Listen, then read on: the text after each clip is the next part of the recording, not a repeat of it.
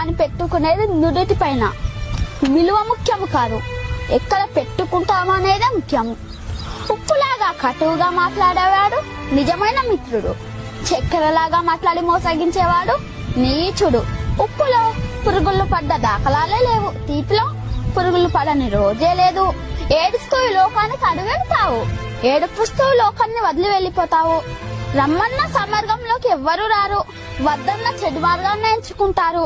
పాలు అమ్మేవాడు ఇల్లు తిరగాలి, సారాయమేవాడి దగ్గరికే అందరూ వెళ్తారు. పాలల్లో నీళ్లు కలిపినావా అని అడుగుతారు, ఖరీదైన సారాయిలో నీళ్లు కలుపుకొని తాకరు. పెళ్లి ఊరేగింపులో బంధుమిత్రుల ముందు, వడ్డు వెనకాల. శవయాత్రలో శవము ముందు, బంధుమిత్రులు వెనకాల.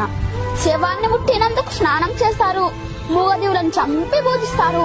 కొవ్వొత్తుని వెలిగించి చనిపోయిన వారిని గుర్తు చేసుకుంటారు. కొవ్వొత్తుని ఆర్పి జన్మదినాన్ని ఆచరిస్తారు. హే మానవ, పుట్టినప్పుడు జాతకము, మధ్యలో నాటకము, చావగానే సూతకము, అయినా గది జనుల మధ్య కౌతకము. కష్టం వస్తే భగవంతుణ్ణి కొలుస్తారు, ఆయనకు రాబోయే కష్టాన్ని ఆపడు.